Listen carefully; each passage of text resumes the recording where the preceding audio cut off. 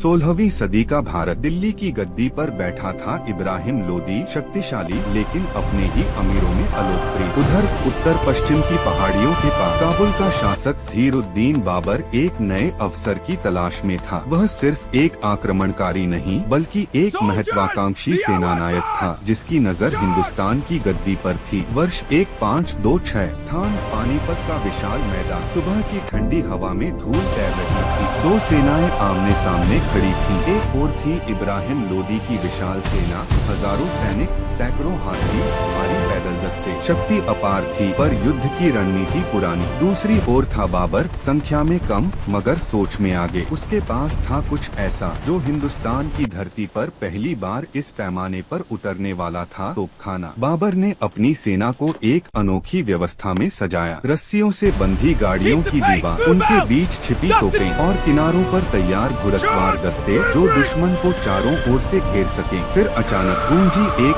भयानक गर्जना। तोपों की पहली आवाज ने मैदान को हिला दिया। धुएं और आग के गुबार ने आसमान ढक लिया। लोदी की सेना के हाथी, जो उसकी सबसे बड़ी ताकत थे, डरकर बेकाबू हो उठे। अपनी ही पंक्तियों को रौंदते हुए उन्होंने अफरा तफरी फैला दी। चारों ओर चीख पुकार, टकराती तलवारें, उड़ती धूल। और इसी अराजकता का फायदा उठाते हुए बाबर के घुड़सवार किनारों से टूट पड़े। कुछ ही घंटों में युद्ध की दिशा बदल चुकी थी। दिल्ली का सुल्तान इब्राहिम लोदी उसी मैदान में गिर चुका था और उसके साथ ही समाप्त हुआ लोदी वंश का शासन। पानीपत का यह युद्ध सिर्फ एक सैन्य विजय नहीं था, यह था भारत के इतिहास में एक नए युग का आरंभ। इसी मैदान से शुरू हुआ मुगल साम्राज्य, जो आने वाले 300 वर्षों तक हिंदुस्तान की राजनीति, संस्कृति और स्थापत्य को आकार देगा। आज पानीपत का मैदान शांत है, लेकिन उसकी मिट्टी में अब भी गूंजती है तोपों की वह पहली गर्जना, जिसने भारत का इतिहास हमेशा के लिए बदल दिया।